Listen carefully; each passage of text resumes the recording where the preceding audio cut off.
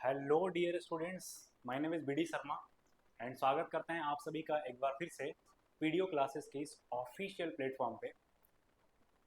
आज की क्लास में हम लोग डिस्कस करने वाले हैं जीएसटी। ठीक है ना। आपके आईसीएसई बोर्ड्स में जो आपका मैथ्स का पहला चैप्टर है, वो पहला चैप्टर आपका क्या है? जीएसटी है।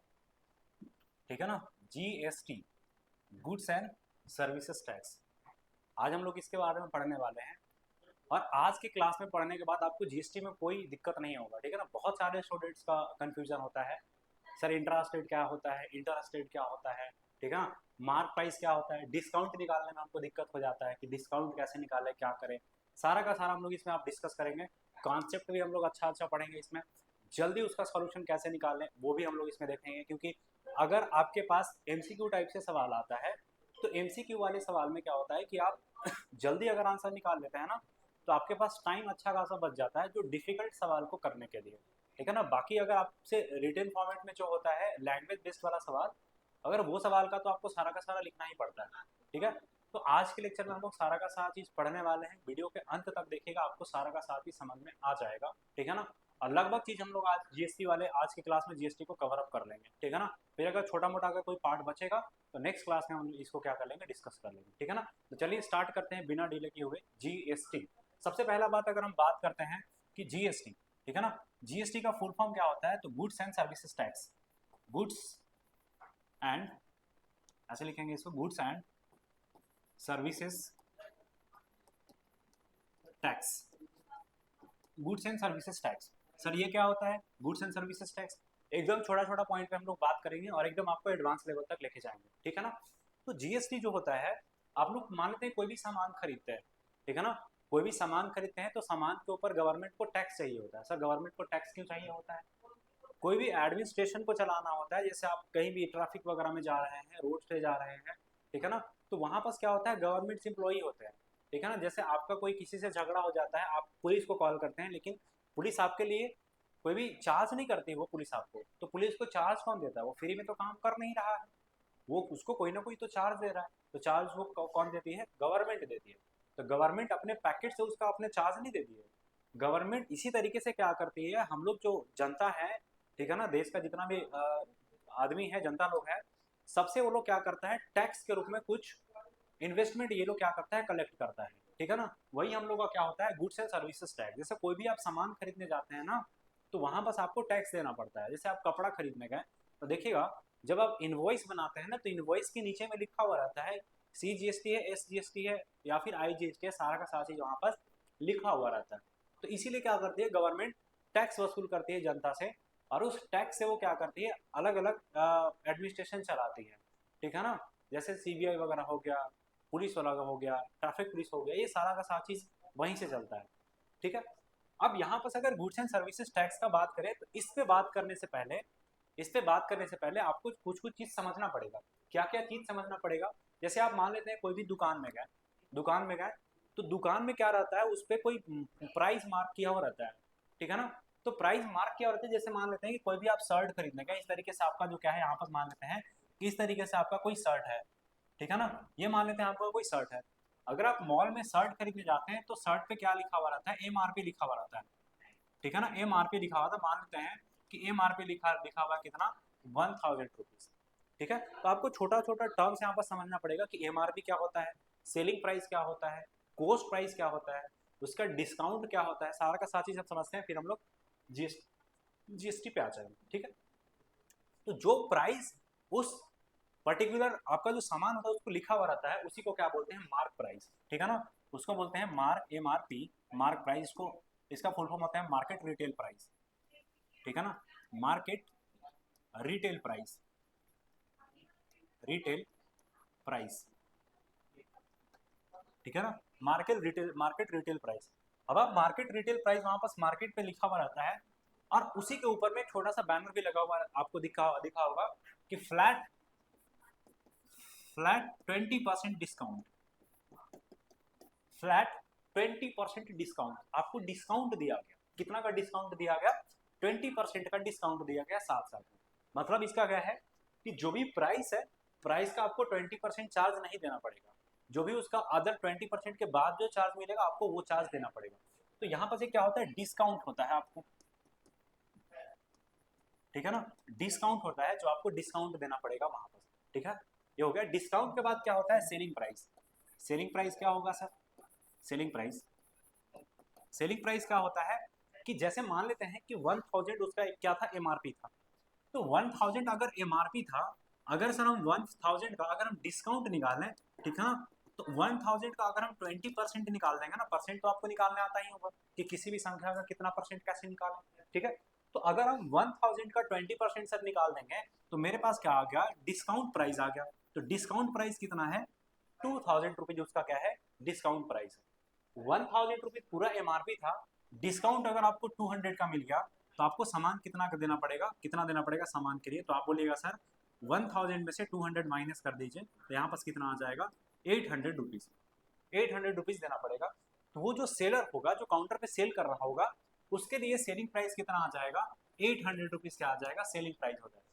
मतलब जैसे आप कोई सामान बेच रहे हैं, आप अपने आप को सेलर मानिए सपोज अभी के लिए, कि अगर आप कोई सामान खरीद बेच रहे हैं, आप कोई सामान क्या कर रहे हैं, बेच रहे हैं, और आपके पास कोई सामान मान लेते हैं हम खरीदने गए, आप हमसे सामान बेच दिए कितना का, 150 रुपया का या 200 रुपया का सामान आप मेरे से बेच दिए, तो आपके लिए वो प्राइस क्या हो गया, सेलिंग प्राइस हो गया। अब इसी चीज को रिवर्स करते हैं कि आप मेरे पास आते हैं कोई भी सामान खरीदना है, ठीक है ना, आप मेरे पास आते हैं कोई भी सामान खरीदना है, तो अब आप मेरे से सामान ले रहे हैं, तो हम अगर आपको सामान बेचेंगे, मान लेते हैं कोई भी 500 रुपये का आप मेरे से सामान ले लिए, तो वो जो सामान होगा 500 रुपया, वो आपका क्या होगा, कॉस्ट प्राइस हो जाएगा, और मेरे लिए वो 500 रुपया क्या हो जाएगा, सेलिंग प्राइस हो जाएगा। तो कॉस्ट प्राइस और सेलिंग प्राइस क्या होता है, डिफरेंस समझ में आया कि अगर आप कोई सामान सेल कर रहे हैं, जितना रुपीज का अगर आप कोई सामान सेल करेंगे तो आपके लिए वो क्या हो जाएगा, सेलिंग प्राइस हो जाएगा। लेकिन अगर आप कोई सामान खरीद रहे हैं किसी से, जितना रुपीज का आप उस सामान को खरीद रहे हैं, वो आपके लिए क्या हो जाएगा, कॉस्ट प्राइस हो जाएगा, ठीक है। आई होप आप कॉस्ट प्राइस और सेलिंग प्राइस समझ पाएंगे, कॉस्ट प्राइस और सेलिंग प्राइस क्या होता है, ठीक है। ये हो गया कॉस्ट प्राइस और सेलिंग प्राइस हो गया, और कॉस्ट प्राइस तो आपको हम बताएंगे, कॉस्ट प्राइस कि जो कस्टमर उसके पास लिखा हुआ गया होगा, तो जो कस्टमर उसके पास गया होगा उसके लिए कॉस्ट प्राइस क्या रहा होगा, ठीक है। I hope mark price, discount, selling price और कॉस्ट प्राइस आप समझ गए होंगे कि मार्क प्राइस पे डिस्काउंट देगा तो डिस्काउंट हम लोग कैसे निकालेंगे, ठीक है। अब आते हैं हम लोग अपने जीएसटी वाले सेक्शन पे, ठीक है, गुड्स एंड सर्विसेज वाले सेक्शन पे। तो अगर हम सर यहाँ से बात करें तो ट्रेड दो तरीके से होता है। ट्रेड क्या होता है, दो तरीके से होता है ट्रेड। एक होता है ट्रेड बिटवीन द स्टेट्स, और एक होता है बिटवीन टू स्टेट्स,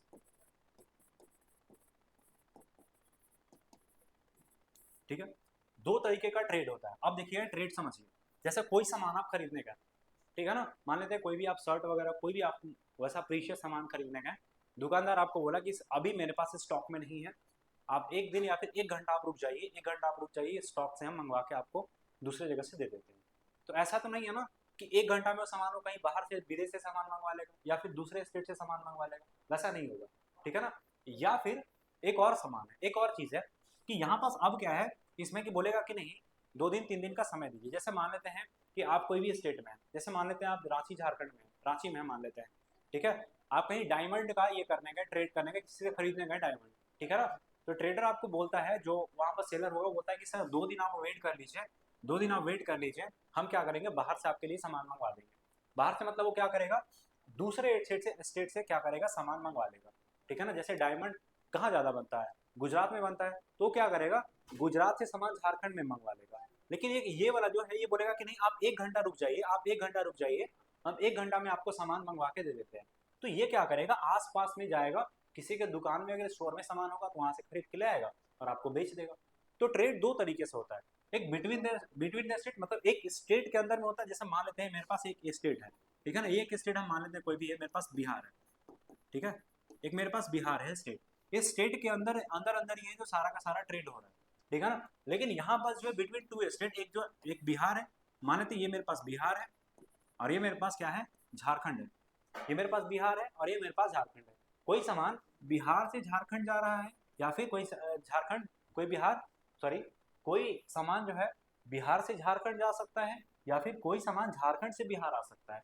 लेकिन इस स्टेट में क्या है कि कोई भी सामान है बिहार में ही प्रोडक्शन हुआ उसका और बिहार में ही सेल हो गया। आप इस चीज को ऐसे भी समझ सकते हैं, जैसे बिहार में क्या है बिहार में क्या है, अभी कोई कोई ऐसा ऐसा स्टेट होता है कि जहाँ पर कोई भी वहाँ का फसल जो है बहुत फेमस होता है, ठीक है ना। जैसे बिहार में क्या है कि चावल ज़्यादा होता है, पंजाब में क्या है वीट ज़्यादा होता है, गेहूँ ज़्यादा होता है, ठीक है ना।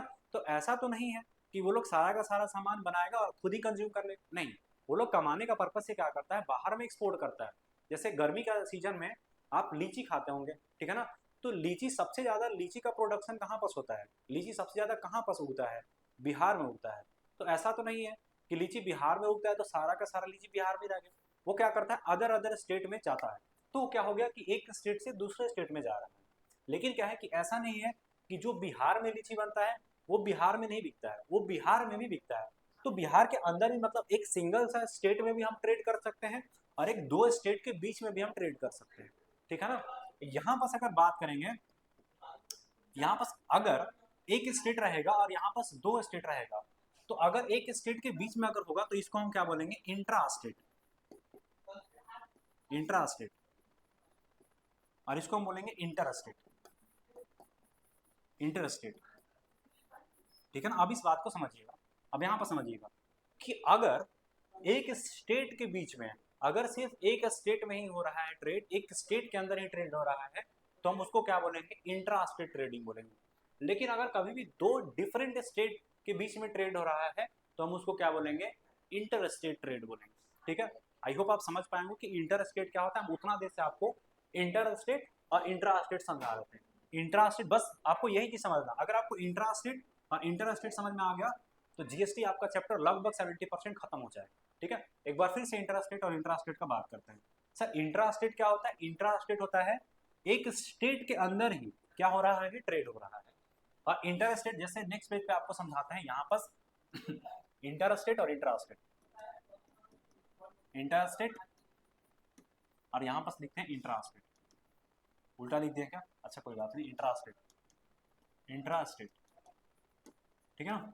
जैसे इंटर स्टेट क्या होता है हम आपको देखिएगा, पीछे में इंटर स्टेट में क्या बता के हैं, इंटर स्टेट एक स्टेट के अंदर ही, और sorry intra state, intra state एक स्टेट के अंदर और इंटर स्टेट एक स्टेट से दूसरे स्टेट में, ठीक है ना। तो इंट्रा स्टेट में क्या होगा, इंट्रा स्टेट में क्या होगा कि एक एक स्टेट के अंदर ही ट्रेड होगा, ठीक है ना। और इंटर स्टेट में क्या होगा, दो स्टेट के बीच में ट्रेड होगा। जैसे मान लेते हैं यहाँ पास क्या है, जम्मू का, यहाँ पास मान लेते हैं झारखंड है और यहाँ पास मान लेते हैं बिहार, ठीक है ना। और भी कोई मान लेते हैं, यहाँ पास दो स्टेट मान लेते हैं, यहाँ पास मान लेते हैं उत्तर प्रदेश है और यहाँ पास क्या है, यहाँ पास मान लेते हैं गुजरात है, ठीक है ना। तो दो स्टेट के बीच में अगर ट्रेड हो रहा है, मान लेते हैं उत्तर प्रदेश से सामान बिहार जा रहा है, बिहार से झारखंड जा रहा है, झारखंड से उत्तर प्रदेश जा रहा है, तो जितने स्टेट में अगर जाएगा तो क्या बोलेंगे उसको, इंटर स्टेट बोलेंगे। और एक स्टेट के बीच में अगर मान लेते हैं कि कोई बिहार में है, बिहार में ही रहेगा, तो उसको हम क्या बोलेंगे, इंट्रा स्टेट बोलेंगे। इन अ, यहाँ पर लिखेंगे in uh same state, same state, ठीक है ना। यहाँ क्लियर है, इंट्रा स्टेट एक स्टेट के अंदर और इंटर स्टेट दो स्टेट के बीच में, ठीक है ना। इंट्रा स्टेट, इंटर स्टेट दो स्टेट के बीच में और इंट्रा स्टेट एक स्टेट के बीच में, ठीक है। यहाँ तक क्लियर है, ठीक है। अब यहाँ पर अगर हम बात करते हैं इंट्रा स्टेट और इंट्रा स्टेट, इंट्रा स्टेट और यहाँ पर इंटर स्टेट,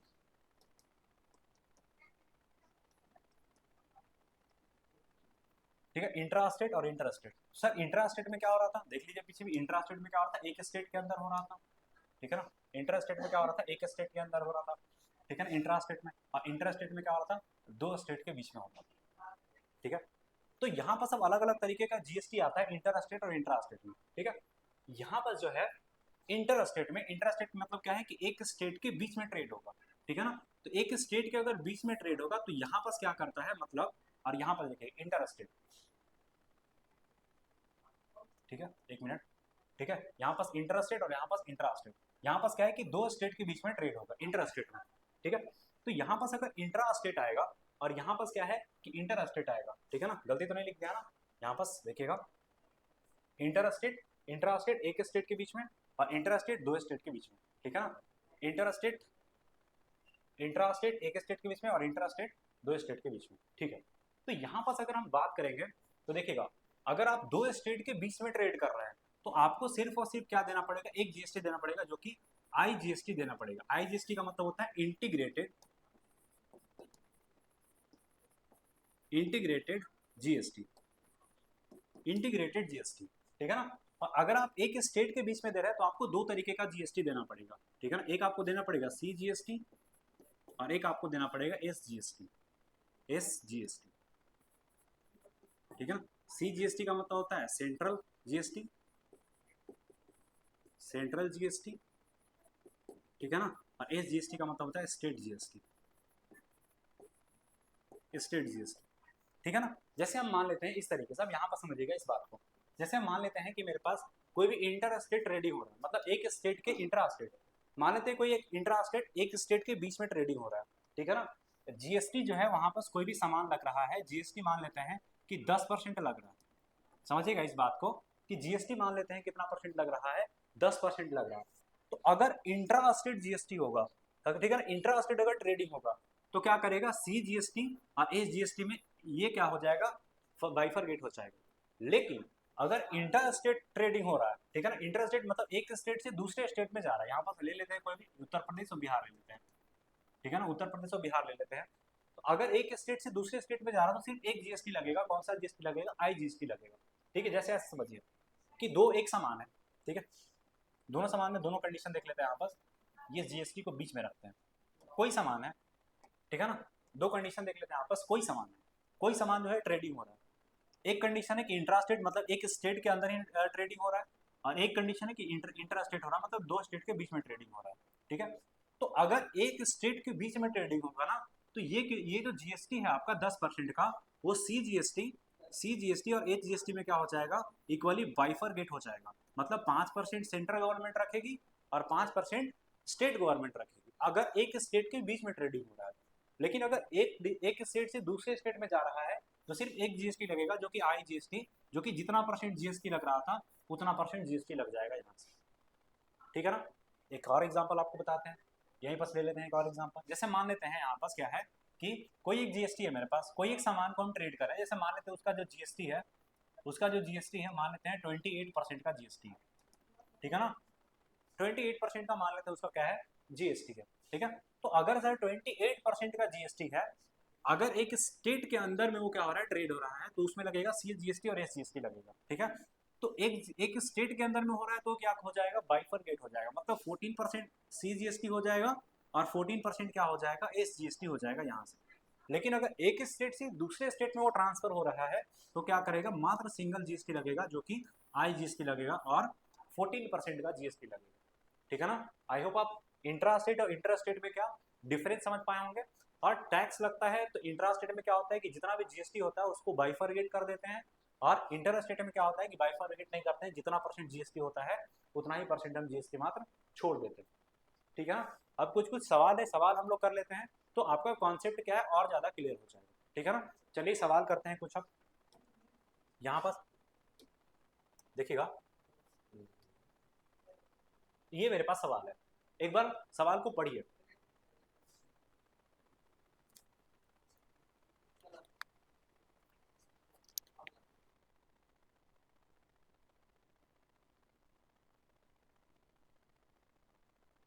ठीक है ना, सवाल एक बार पढ़िए, सवाल क्या दिया हुआ है देखिएगा। अब सवाल जो भी आएगा आपको वीडियो को पॉज करना है और करने का कोशिश करना है, ठीक है। देखिएगा सवाल दिया हुआ है, the market price of an article is 1500, ठीक है ना। एमआरपी दिया हुआ है इसका, एमआरपी दिया हुआ है, मार्केट प्राइस दिया हुआ है, कितना दिया हुआ है, 1500 रुपया दिया हुआ है, 1500 दिया हुआ है एमआरपी, ठीक है। इसके बाद डिस्काउंट ऑन इट 20%, इसके बाद मेरे पास डिस्काउंट दिया हुआ है, डिस्काउंट कितना दिया हुआ है, 20% दिया हुआ है, डिस्काउंट 20% दिया हुआ है। How much money will be paid for this article if the rate of GST is 18%, ठीक है ना। जीएसटी मेरे पास कितना है, जीएसटी मेरे पास कितना है 18%, जीएसटी मेरे पास कितना है 18% है। देखिएगा यहाँ पास क्या है, बहुत सारे स्टूडेंट का कंफ्यूजन होता है। कंफ्यूजन क्या होता है, वो लोग पहले क्या करता है ना, पहले 1500 पे जीएसटी लगा देगा 18% का, फिर उसके बाद डिस्काउंट लगाएगा, ठीक है। दो तरीके का स्टूडेंट होगा, एक क्या करेगा कि 1500 का क्या करेगा, वो डिस्काउंट निकाल देगा कि 20% का डिस्काउंट कितना का होगा।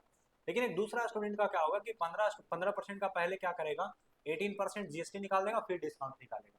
सर कौन वाला सही है, कौन वाला तरीका सही है, आपको क्या करना है, जैसे देखिएगा आपको भी मॉल में सामान खरीदने जाते हैं, कहीं भी सामान खरीदने जाते हैं, तो आप उसको क्या बोलेंगे, पहले डिस्काउंट दो, डिस्काउंट के बाद आप देखिएगा जीएसटी किस पे लगता है, जीएसटी मार्क प्राइस पे नहीं लगता है। आप जितना पैसा का कोई भी सामान खरीदेंगे ना, उस पर जीएसटी लगेगा। जैसे मान लेते हैं आप 10,000 का सामान खरीद रहे हैं, 10,000 का सामान खरीद रहे हैं, आपके जेब से जितना पैसा निकलेगा ना, उस पर जीएसटी लगेगा। उस पर प्राइस कितना एमआरपी किया हुआ उससे कोई मतलब नहीं है।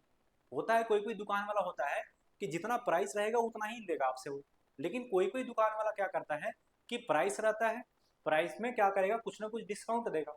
तो जितना डिस्काउंट होगा, डिस्काउंटेड प्राइस के बाद जो आपका प्राइस बचेगा उसके उस पर लगेगा जीएसटी।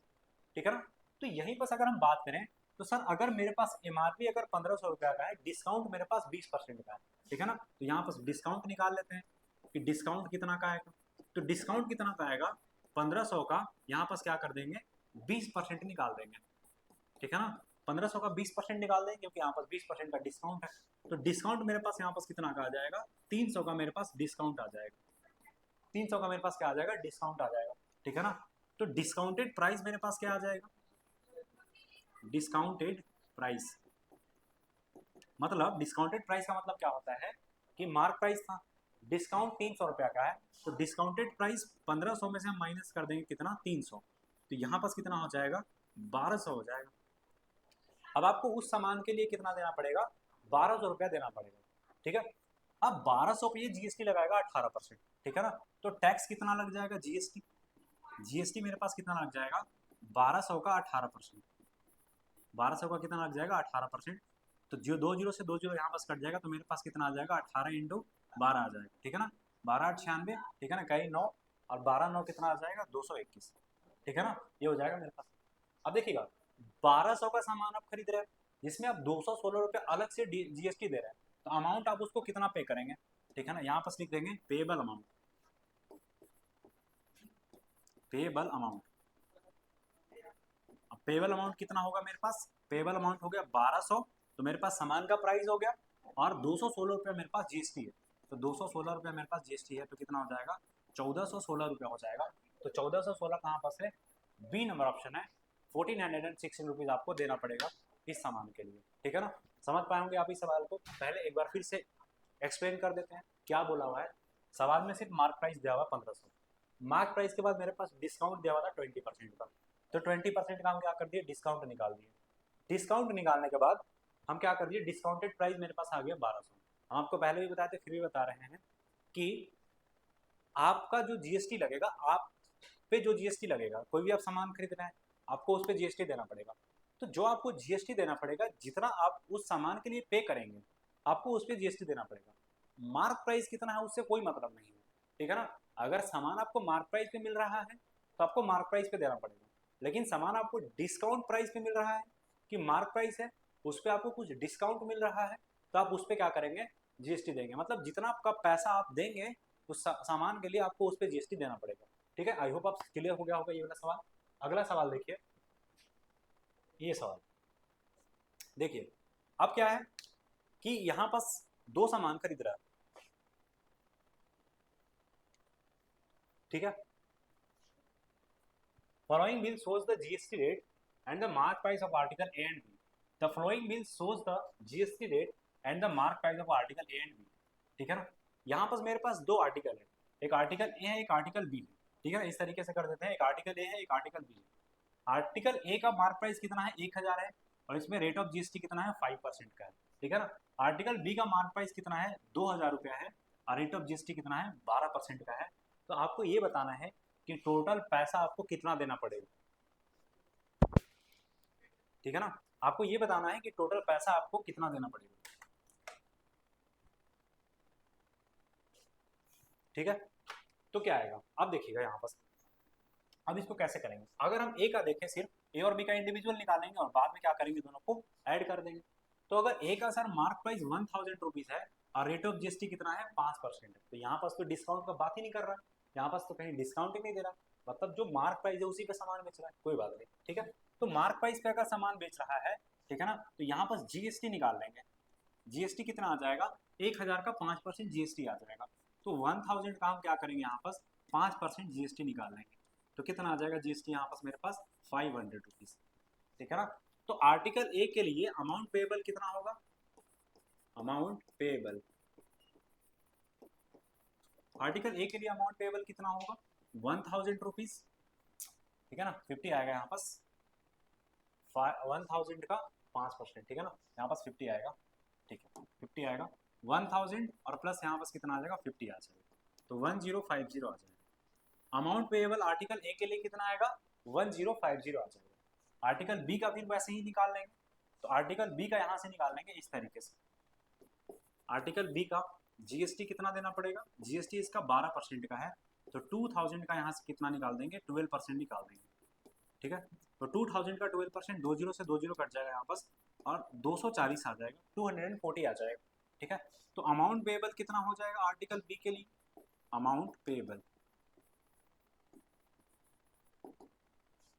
2000 और प्लस 240 इक्वल टू 2240, ठीक है ना। दो सामान खरीद रहा आर्टिकल ए और आर्टिकल बी, ठीक है ना। पहले वाले ए सामान के लिए 1050 दे रहा है, दूसरे सामान के लिए क्या दे रहा है 2240 दे रहा है, तो टोटल अमाउंट पेएबल कितना आ जाएगा मेरे पास, total amount payable, total amount payable यहाँ से निकालेंगे 1050 और प्लस यहाँ पास कर देंगे 2240, तो कितना आ जाएगा 0909 और यहाँ पास कितना आ जाएगा 2 और यहाँ पास कितना आ जाएगा 3, तो 3290 इतना इसको अमाउंट देना पड़ेगा। किस चीज़ के लिए देना पड़ेगा, दोनों आर्टिकल को खरीदने के लिए, ठीक है ना। आई होप आप समझ पा रहे होंगे हम क्या समझा रहे हैं, ठीक है ना। एकदम छोटा छोटा चीज़ हम आपको समझा रहे हैं किस तरीके से चलता है, डिस्काउंट कैसे निकलता है, हम आपको सारा का सारा चीज़ पीछे एक्सप्लेन कर दिए हैं, ठीक है ना। अब ये सब सवाल में आपको उतना ज़्यादा कोई दिक्कत नहीं होगा, ठीक है। नेक्स्ट सवाल पे चलते हैं, ये सवाल देखिए और करने की कोशिश करिए। आपको क्या करना है, वीडियो को पॉज करना है, फिर सवाल को करने का कोशिश करना है, ठीक है ना। फिर उसके बाद करिए कोशिश, आराम से सवाल बन जाएगा, फिर उसके बाद आंसर मैच करिए, क्योंकि फिर भी हम इस सवाल का आंसर तो आपको बता ही रहे हैं। अब सवाल देखिए, पहले आपको कोई भी जीएसटी के सवाल में अगर आपसे सिर्फ rate of GST rate of S GST पूछा हुआ, ठीक है, तो सी जीएसटी और एच जीएसटी सर कैसे लगता है, इंट्रा स्टेट में लगता है, ठीक है ना। इंट्रा स्टेट में मतलब अगर हम एक स्टेट के अंदर ट्रेडिंग कर रहे हैं तो क्या लगता है इंट्रा स्टेट, सी जीएसटी और एच जीएसटी। लेकिन एक स्टेट से दूसरे स्टेट में जा रहे हैं तो क्या लगता है इंट्रा स्टेट, मतलब सिर्फ आई जीएसटी लगता है, ठीक है। A dealer in Rajasthan supplies goods service to a dealer in Punjab, मतलब राजस्थान से सामान जो है पंजाब में जा रहा है, मतलब एक स्टेट मेरे पास राजस्थान था और दूसरा स्टेट मेरे पास क्या है पंजाब है, मतलब एक स्टेट से क्या हो रहा है दूसरे स्टेट में सामान जा रहा है, तो एक स्टेट से दूसरे स्टेट में सामान जा रहा है तो ये मेरे पास क्या होगा इंटर स्टेट, ठीक है ना। तो सर इंटर स्टेट में तो सिर्फ एक जीएसटी लगता है, कौन सा जीएसटी लगता है, सिर्फ आई जीएसटी लगता है, इंटर स्टेट में मेरे पास सिर्फ आई जीएसटी लगता है। और मेरे पास अगर इंट्रा स्टेट हुआ तो इंट्रा स्टेट में दो जीएसटी लगता है, एक सी जीएसटी लगता है और एक एस जीएसटी लगता है, ठीक है, एक सी जीएसटी लगता है और एक एस जीएसटी लगता है। तो यहाँ पर बोला हुआ if the rate of GST is 28% then the rate of S GST, अगर इंट्रा स्टेट ट्रेडिंग हो रहा है तो इंट्रा स्टेट में सी जीएसटी और एस जीएसटी, मतलब जितना टैक्स होता है टैक्स को क्या करते हैं हम डिवाइड कर देते हैं। लेकिन यहाँ पास इंटर स्टेट हो रहा है क्योंकि एक स्टेट से दूसरे स्टेट में जा रहा है, तो एक स्टेट से दूसरे स्टेट में जाएगा और जीएसटी मेरे पास कितना है, जीएसटी रेट मेरे पास 28% का है, तो जीएसटी मेरे पास रेट कितना है 28% का है, तो यहाँ पास आई जीएसटी कितना का लग जाएगा 28% का लग जाएगा। अगर इंट्रा स्टेट ट्रेडिंग होता तो 14% और 14% का कर देते, इंट्रा स्टेट अगर ट्रेडिंग होता तो, लेकिन यहाँ पास इंट्रा स्टेट तो सर ट्रेडिंग हो ही नहीं रहा, यहाँ तो इंट्रा स्टेट ट्रेडिंग हो रहा है, तो इंट्रा स्टेट में तो सिर्फ एक जीएसटी लगता है, कौन सा जीएसटी लगता है आई जीएसटी लगता है, तो यहाँ पास सी जीएसटी कितना हो जाएगा, सी एस जीएसटी पूछा हुआ ना, एस जीएसटी यहाँ पास कितना हो जाएगा 0%, क्योंकि इंटर स्टेट में सिर्फ आई जीएसटी लगता है, सी जीएसटी और एस जीएसटी इंट्रा स्टेट में लगता है, तो यहाँ पास कितना हो जाएगा 0%, तो 0% आपका यहाँ से एकदम करेक्ट आंसर होगा, ठीक है ना, क्योंकि एस जीएसटी पूछा हुआ था और इंटर स्टेट में एस जीएसटी लगता नहीं है। और इंटर स्टेट हमको कैसे पता चला कि इंटर स्टेट ट्रेडिंग हो रहा है, क्योंकि सामान जो है सप्लाई हो रहा है राजस्थान से पंजाब में, तो राजस्थान से पंजाब में अगर सामान सप्लाई हो रहा है तो दो स्टेट के बीच में ट्रेडिंग हो रहा है, तो इंट्रा स्टेट, अगर एक स्टेट के अंदर ट्रेडिंग होता तो इंट्रा स्टेट में दो जीएसटी सी जीएसटी और एस जीएसटी, ठीक है ना, क्योंकि यहाँ पर इंट्रा स्टेट ट्रेडिंग नहीं हो रहा है तो ये जीएसटी का हम बात नहीं करेंगे, ये वाला जीएसटी का हम बात नहीं करेंगे, दो स्टेट के बीच में हो रहा है तो इंट्रा स्टेट में सिर्फ एक जीएसटी लगता है आई जीएसटी, जो कि 28% हो जाएगा, इसलिए यहाँ पर सी जीएसटी नील हो जाएगा, 0 हो जाएगा, ठीक है। चलिए नेक्स्ट सवाल चलते हैं, ये हम लोग का, ये देखिए इसमें क्या है सारा चीज पूछा हुआ, इसमें आपको फिल करना है, अलग अलग चीज दिया हुआ है इसमें, इसमें क्या करना है आपको फिल करना है कि क्या क्या चीज आएगा। क्या बोला हुआ है, for the flowing transaction with in Delhi, मतलब दिल्ली के अंदर हो रहा है। दिल्ली क्या है, एक यूटी है, यूटी है, तो एक स्टेट के अंदर ट्रेडिंग हो रहा है, तो एक स्टेट के अंदर से ट्रेडिंग हो रहा है तो क्या लगेगा, क्या लगेगा, इंट्रा स्टेट लगेगा। तो इंट्रा स्टेट में सर तो जो दो जीएसटी लगता है, जैसे ही यहाँ पर विद इन दिल्ली बोला ना, जैसे यहाँ पर विद इन दिल्ली बोला तो हमको पता चल गया कि सर यहाँ पर जो ट्रेडिंग हो रहा है वो क्या हो रहा है, इंट्रा स्टेट ट्रेडिंग हो रहा है, ये इंट्रा स्टेट हो रहा है। तो इंट्रा स्टेट में तो दो जीएसटी लगता है, एक सी जीएसटी लगता है और एक एस जीएसटी लगता है, दो जीएसटी लगता है, ठीक है ना। और जितना जीएसटी लगता है उसको क्या कर देंगे हम फर्दर बाइफर्केशन कर देंगे, ठीक है। यहाँ पर देखिएगा, अगर कोई भी आर्टिकल का प्राइस दिया हुआ है, मार्क प्राइस कितना दिया हुआ है 12,000, डिस्काउंट दिया हुआ है 30% का, जीएसटी दिया हुआ है 18% का, तो आपको ये बताना है कि डिस्काउंट कितना का होगा, सी जीएसटी कितना होगा, एस जीएसटी कितना होगा, डिस्काउंटेड वैल्यू कितना होगा, एस जीएसटी कितना होगा, और यहाँ पर अमाउंट ऑफ बिल कितना होगा कि वो जो बिल बनेगा उसका वो कितना का बिल बनेगा, ठीक है ना। वीडियो को पॉज करिए, जितना हम अभी तक पढ़ाएं आपको उसी से सारा का सारा सवाल है, इसमें क्या है कि सारा चीज पूछ दिया है आपका, तो सारा कॉन्सेप्ट क्लियर हो जाएगा, ठीक है। तो सर एक चीज तो क्लियर है, ठीक है ना, आई होप आप करने का कोशिश किए होंगे वीडियो पॉज करके, ठीक है। एक चीज तो सर क्लियर है कि अगर इंट्रा स्टेट ट्रेडिंग हो रहा है तो इंट्रा स्टेट ट्रेडिंग में आईजीएसटी होता नहीं है, तो आईजीएसटी यहाँ से क्या हो जाएगा, आईजीएसटी मेरे पास यहाँ पर नील हो जाएगा, आईजीएसटी कुछ नहीं लगेगा, ठीक है ना। मार्क प्राइस 12,000 था और डिस्काउंट 30% का था, तो अगर हमको डिस्काउंट निकालना है, अगर हमको डिस्काउंट निकालना है तो क्या करेंगे, मार्क प्राइस जो मेरे पास 12,000 दिया हुआ है हम उसका क्या कर देंगे 30% निकाल देंगे। तो अगर हम देखिएगा यहाँ पर डिस्काउंट निकाल रहे हैं आपके लिए, तो 12,000 का अगर हम 12,000 का 30% निकाल दें तो मेरे पास क्या आ जाएगा, डिस्काउंट आ जाएगा, ठीक है। तो 20 से 20 कट जाएगा, यहाँ पर 3600 आ जाएगा, ठीक है ना। तो 300 एंड 600 मेरे 3,600 क्या आ गया मेरे पास, डिस्काउंट आ गया, तो 3,600 मेरे पास क्या आ गया यहाँ पास, डिस्काउंट, ठीक है। इसके बाद डिस्काउंटेड वैल्यू पूछा हुआ है, तो डिस्काउंटेड वैल्यू क्या होगा, डिस्काउंटेड वैल्यू, डिस्काउंटेड वैल्यू, तो डिस्काउंटेड वैल्यू के लिए हम सर क्या करेंगे, क्या करेंगे, मार्क प्राइस में से डिस्काउंट माइनस कर देंगे, तो मार्क प्राइस मेरे पास कितना था 12,000 था, इसमें से डिस्काउंट मेरे पास कितना था 3,600, तो यहाँ पास कितना आ जाएगा 2 जीरो, यहाँ पास आ जाएगा 4 और यहाँ पास कितना आ जाएगा 8 आ जाएगा, ठीक है ना।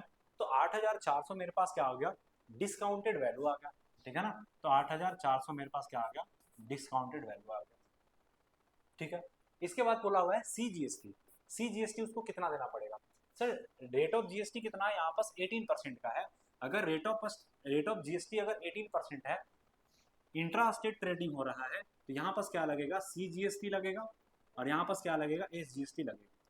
तो सी जीएसटी कितना लगेगा, ये जीएसटी को क्या कर देंगे बाइफरकेट कर देंगे, तो यहाँ पर सी जीएसटी हो जाएगा 9% और एस जीएसटी कितना हो जाएगा मेरे पास 9% हो जाएगा, ठीक है।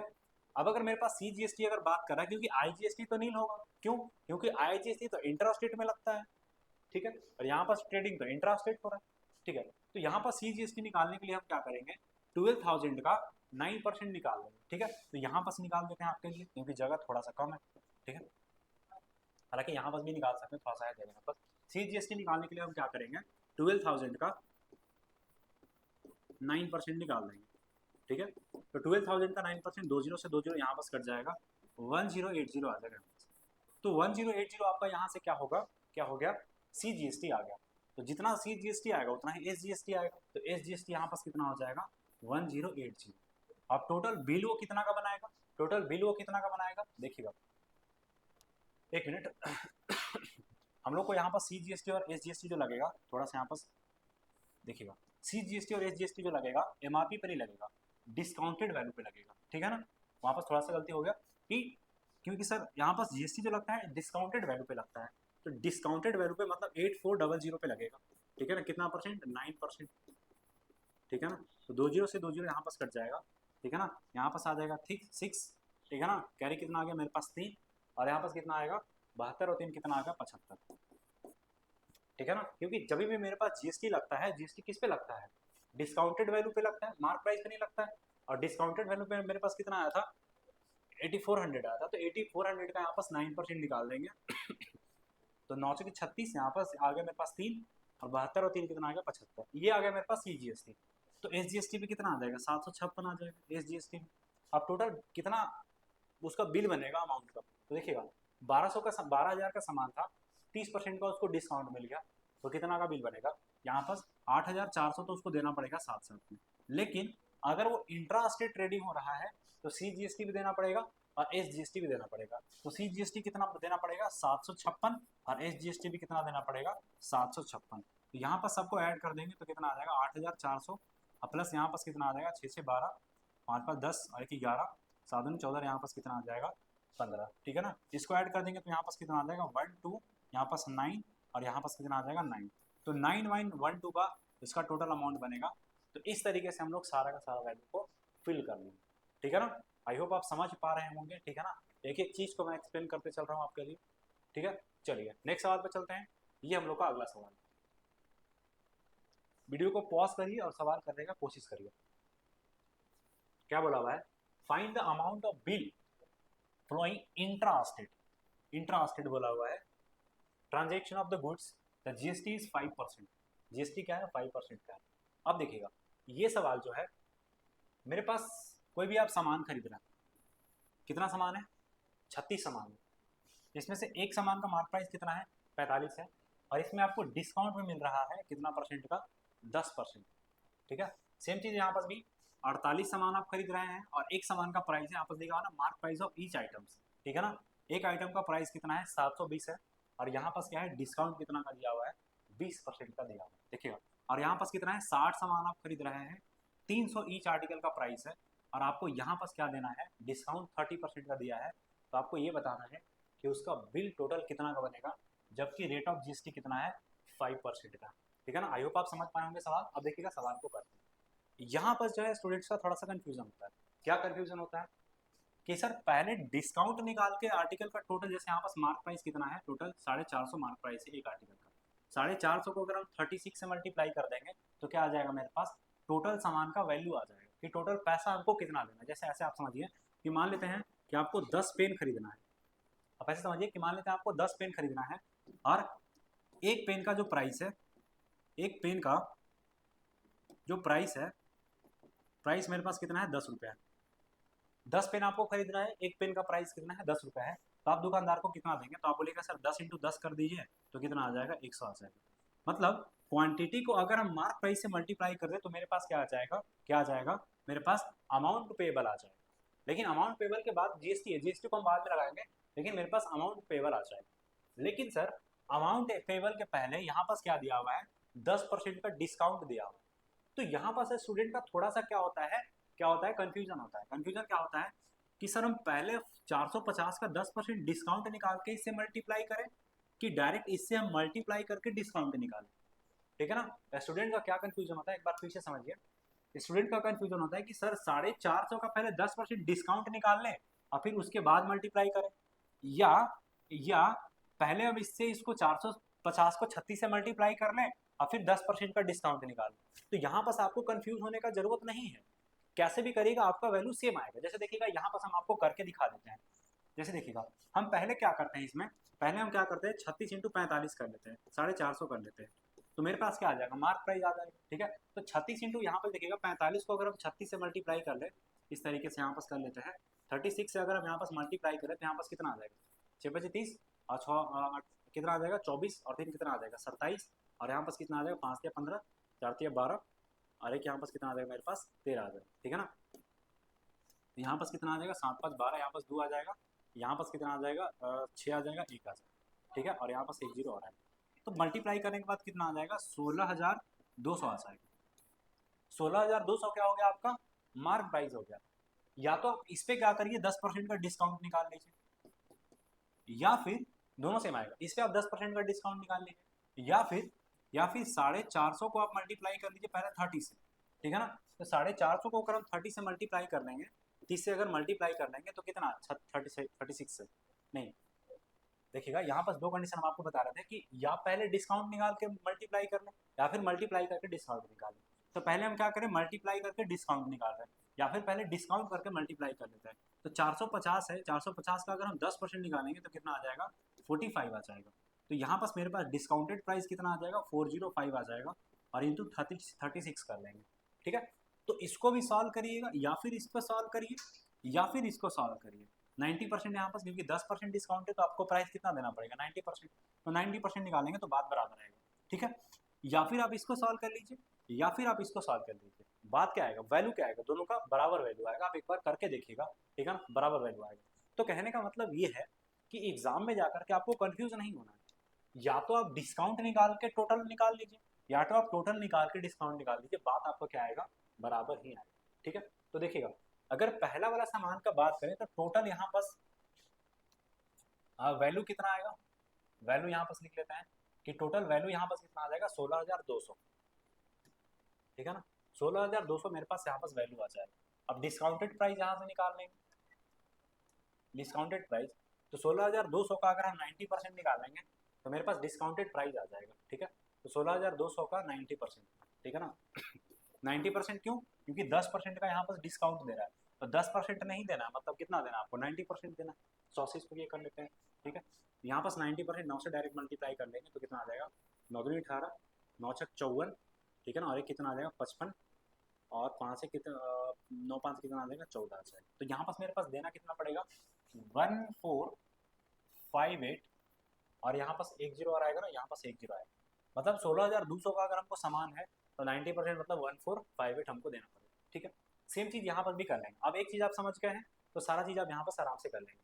ठीक है, अब 72 को 48 से मल्टीप्लाई कर लेंगे और फिर 20% का उस पर डिस्काउंट निकाल लेंगे। ठीक है, तो 72 को अगर हम 48 से मल्टीप्लाई करें तो कितना आएगा 8 दूनी 16, 56 और एक कितना आएगा यहाँ पास 57। ठीक है ना, और यहाँ पास कितना आएगा 4 दूनी 8, 28 और यहाँ पास कितना आ जाएगा 29। ठीक है ना, यहाँ पास कितना आ जाएगा 6,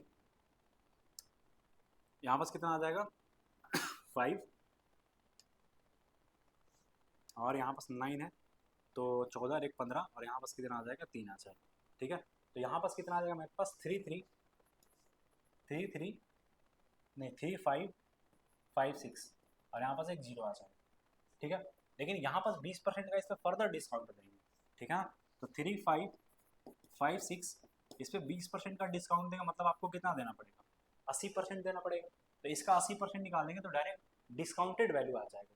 ये जो लिखा हुआ है डिस्काउंटेड वैल्यू लिखा हुआ है, डिस्काउंट नहीं डिस्काउंटेड वैल्यू हम लिख रहे हैं direct discounted value, discounted value. ठीक है, डिस्काउंटेड वैल्यू। तो यहाँ पर अगर हम इसका 80% निकाल लेंगे तो एक जीरो से एक जीरो कट जाएगा, पॉइंट में आ जाएगा क्या ये। ठीक है, ये यहाँ पास एक जीरो और आएगा ना, क्योंकि यहाँ पास एक जीरो है तो यहाँ पास एक जीरो और आएगा, यहाँ पास जीरो आएगा तो एक जीरो से एक जीरो और यहाँ पास एक जीरो से एक जीरो, यहाँ पास कितना आ जाएगा 3 5 5 6 और यहाँ पास क्या आ जाएगा 8 आ जाएगा। तो 3 5 5 6 को अगर हम 8 से मल्टीप्लाई कर लें मेरे पास कितना आएगा देखिएगा, यहाँ पास कर लेते हैं 3 5 5 6 और इंटू 8। ठीक है ना, तो यहाँ पास कितना आ जाएगा 8 कैरी 4, ठीक है ना 40 और 4 44 कैरी फिर से 4, ठीक है ना 40 44 कैरी फिर से 4 और कितना आ जाएगा 24 24 और 4 कितना आ जाएगा 28 आ जाएगा। ठीक है ना, यहाँ पास 28,000 288 28448 देना पड़ेगा यहाँ पास। ठीक है, सेम चीज़ हम यहाँ पास भी कर लेंगे, सेम चीज़ हम यहाँ पास भी कर लेंगे क्योंकि सवाल में थोड़ा सा कैलकुलेशन है तो इतना कैलकुलेशन आपको एग्जाम में भी करना पड़ेगा।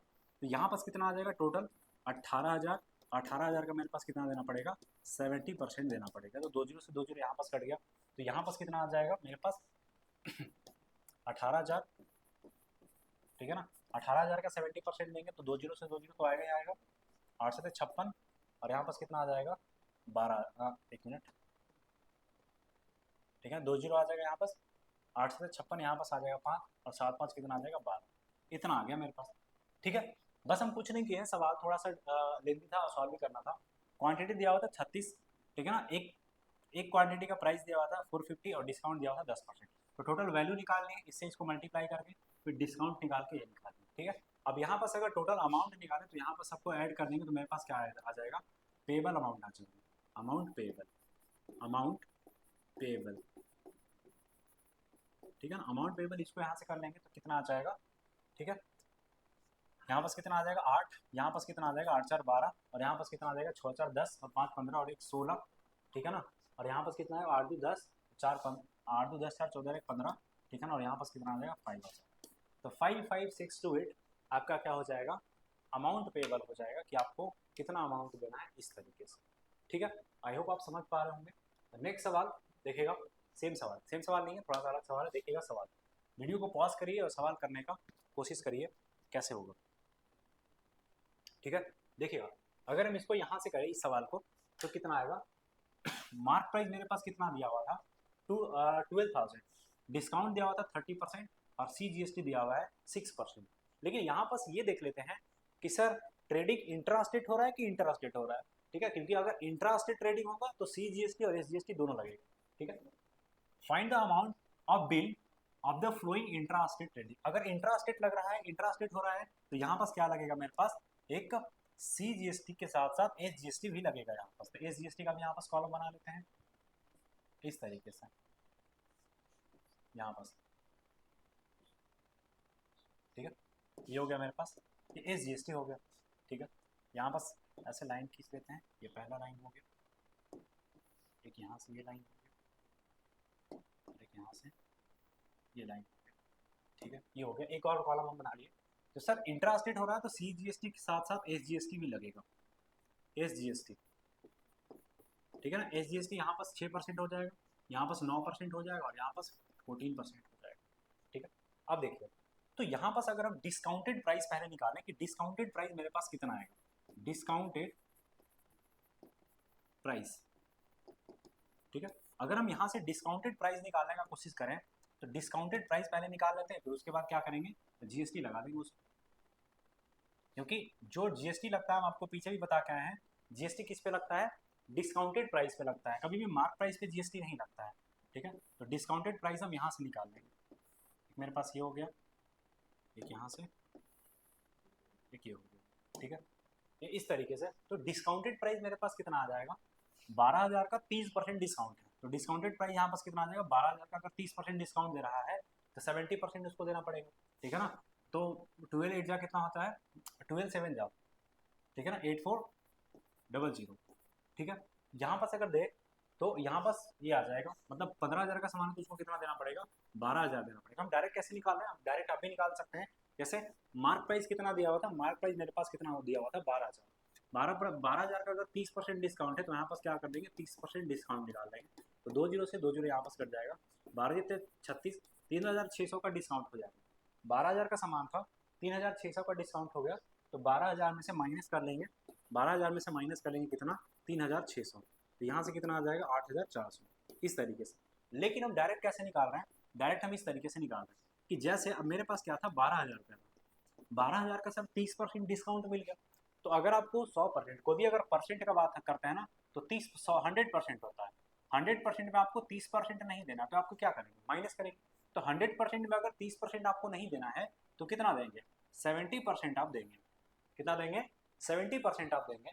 तो वैसे ही हम कर लें, 12,000 का डायरेक्ट 70% निकालेंगे, तो 12,000 का अगर हम डायरेक्ट 70% निकालेंगे तो 2 जीरो से 2 जीरो और 8400 आ जाएगा।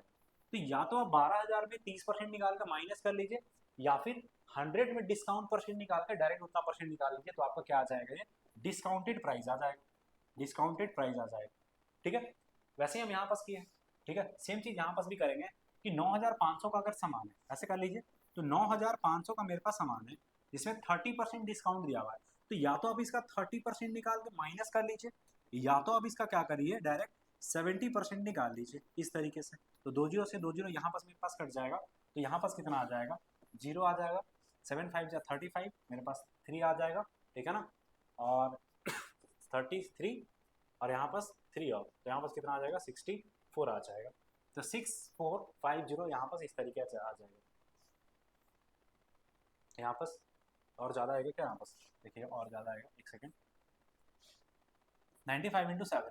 ठीक है ना, 7 5 जो 35, कैरी 3 और यहाँ पास 63 ना, और यहाँ पास 6 आएगा, तो यहाँ पास कितना आएगा, 6 6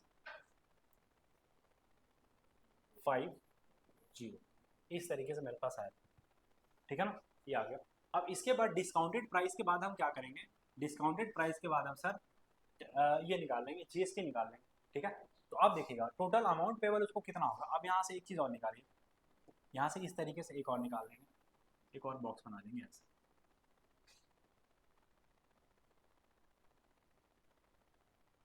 ठीक है। ये हो गया मेरे पास, ये पहला कॉलम हो गया इस तरीके से।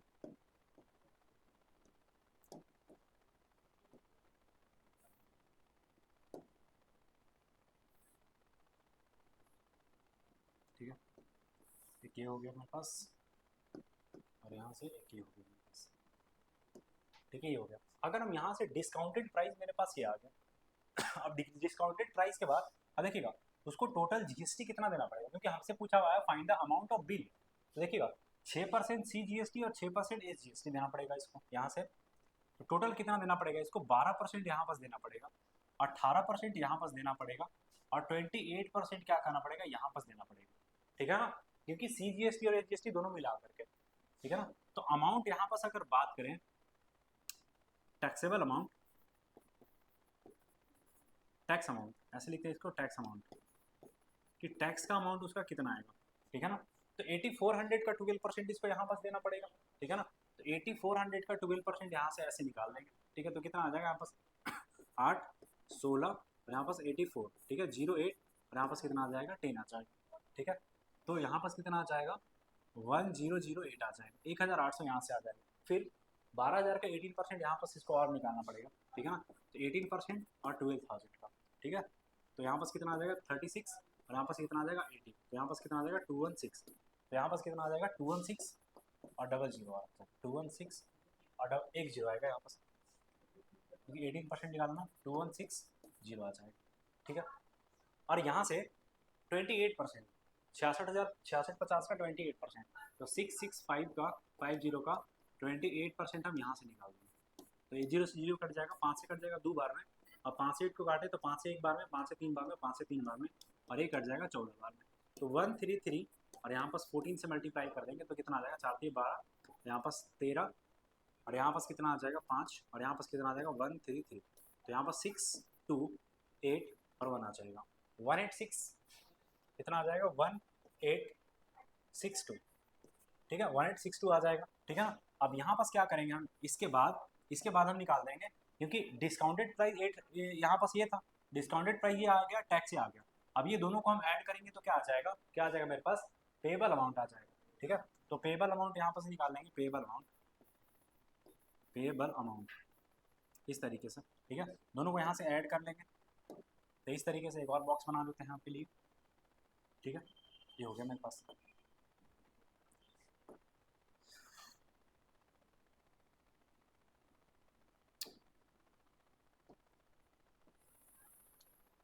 यहाँ बस ये हो गया,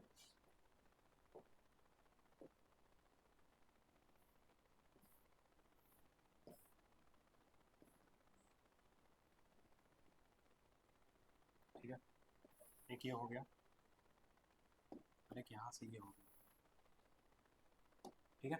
अब देखिएगा पेएबल अमाउंट कितना आएगा, दोनों को ऐड कर देंगे यहाँ पास, तो 8 आ जाएगा यहाँ पास 0 आ जाएगा, यहाँ पास 4 आ जाएगा, यहाँ पास 9 आ जाएगा, ठीक है। यहाँ पास दोनों को ऐड करेंगे तो 0 आ जाएगा, 6 आ जाएगा, 1 आ जाएगा, ठीक है ना, और यहाँ पास 4 आ जाएगा और यहाँ पास 1 आ जाएगा, ठीक है। यहाँ पास ऐड करेंगे तो ये आ जाएगा, 11 आ जाएगा, 814 और एक कितना 15, और यहाँ पास कितना आ जाएगा 7 और एक 8 आ जाएगा, ठीक है। अब टोटल अमाउंट पेबल के लिए हम क्या करेंगे, सबको ऐड कर देंगे, ठीक है, ठीक है। टोटल अमाउंट, टोटल अमाउंट यहाँ पास कितना आ जाएगा 9408 और प्लस यहाँ पास 114, यहाँ पास 14 है ना, 14160 और प्लस यहाँ पास 8512, ठीक है। यहाँ पास ऐड कर देंगे तो कितना आ जाएगा 8 और 2 10, ठीक है। और यहाँ पास कितना आ जाएगा 6 1 7 और एक मेरे पास कितना आएगा 8, और यहाँ पास कितना आएगा 4 4 1 5 और 5 10, यहाँ पास 0 आ जाएगा, 8 6 14, 14 और 5 कितना आ जाएगा यहाँ पास, ठीक है ना 19, 19 और एक कितना आ जाएगा 20 आ जाएगा मेरे पास, और यहाँ पास कितना आ जाएगा 1 और 1 2 आ जाएगा।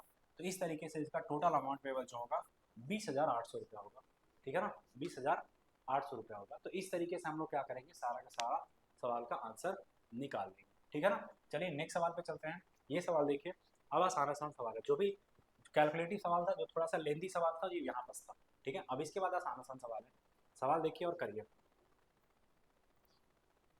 ठीक है। सवाल क्या बता हुआ है, the tax invoice of a com services in Surat shows cost of services provided by as a 750. If the GST rate is 8%, find the amount of bill. ठीक है ना। तो देखिएगा यहाँ पास क्या था, कॉस्ट कितना है सर्विस प्रोवाइड का 750 है, 750 है। इसमें जीएसटी दे रहा है, जीएसटी कितना का दे रहा है 18% का जीएसटी दे रहा है। ठीक है ना। तो जीएसटी कितना आ जाएगा यहाँ पास निकाल लेंगे जीएसटी, तो 750 का हम निकाल देंगे कितना 18%, 18% निकाल देंगे तो 10 से 10 5 से काट देंगे 2 बार में, और 5 से कट जाएगा ये 15 बार में। ठीक है ना। और ये कट जाएगा कितना बार में 9 बार में। ठीक है ना। तो जीएसटी मेरे पास कितना आ जाएगा 15 इंटू 9 करेंगे तो कितना आ जाएगा 135 आ जाएगा। ठीक है ना। Find the amount of bill, तो अब अमाउंट पेएबल कितना आ जाएगा, अमाउंट पेएबल,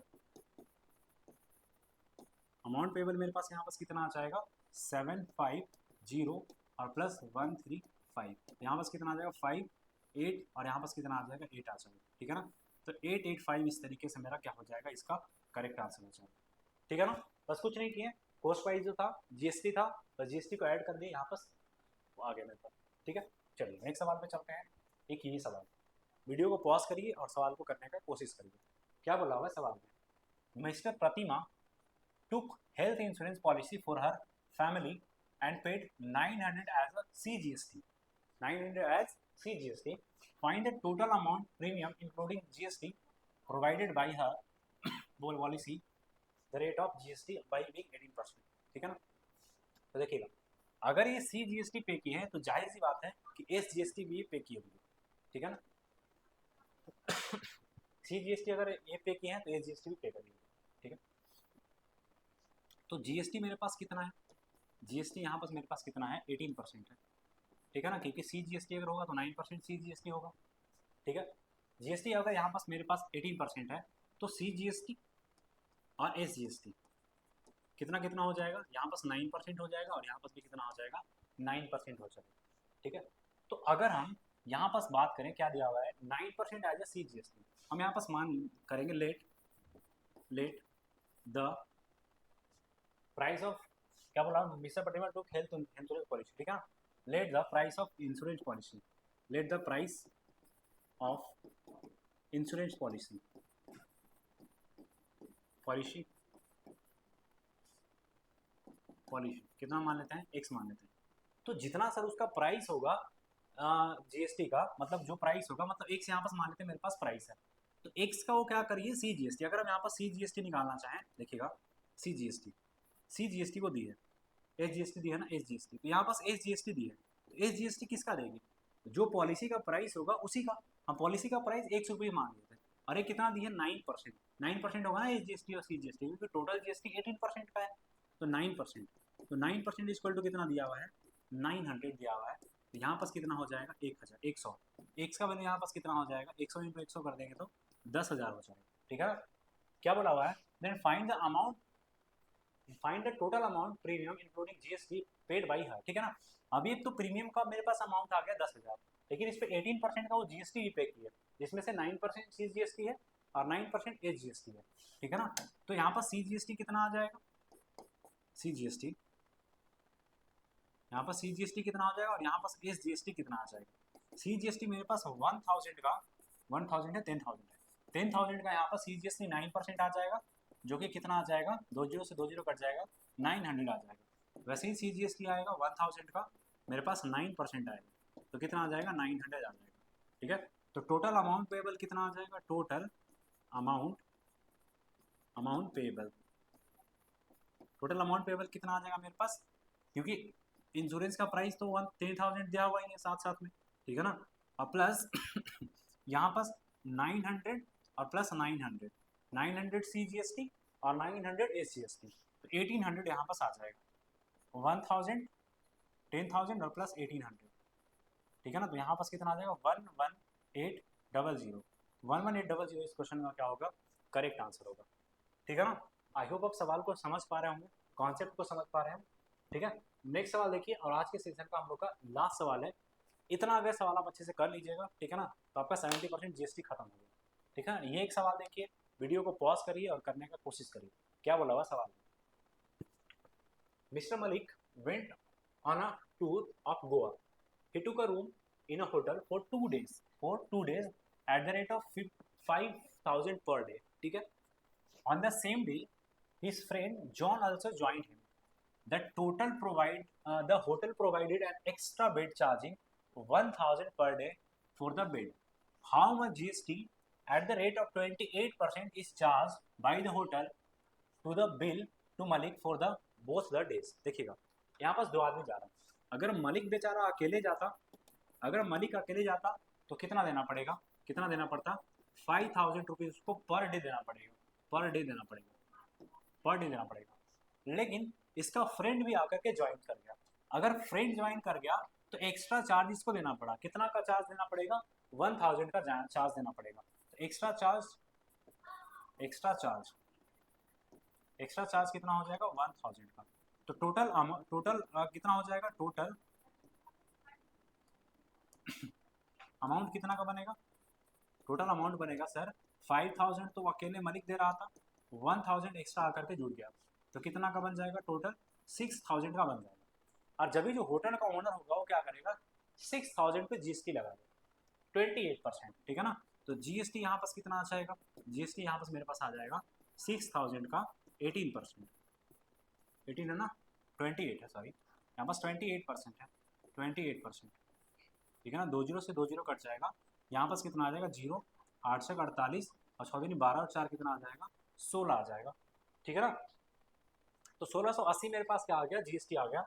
यहाँ पर टोटल अमाउंट पेबल निकाल सकते हैं हम लोग. टोटल अमाउंट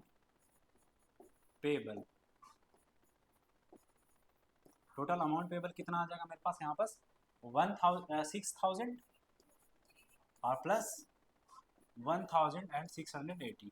यहाँ पास कितना आ जाएगा, 7,680. तो 7,680 इसका क्या होगा, करेक्ट आंसर होगा. ठीक है ना. इसके बाद अब ठीक है, कोई सवाल नहीं है. तो यहाँ तक हम लोग का जो है जीएसटी खत्म होता है. इंट्रास्टेट आई होप कि मैं आप सभी को अच्छे से समझा पाया हूँगा सारा का सारा चीज़. क्वेश्चन भी हम लोग किए हैं इस चीज़ पे. ठीक है ना. अगर फर्दर कोई भी डाउट होगा, कोई भी कमेंट होगा, आप कमेंट बॉक्स में दे सकते हैं. ठीक है ना. तो आज के लिए इतना ही रखते हैं. नेक्स्ट जीएसटी का पार्ट हम लोग नेक्स्ट क्लास में देख लेंगे. ठीक है. चलिए, okay, thank you, bye bye.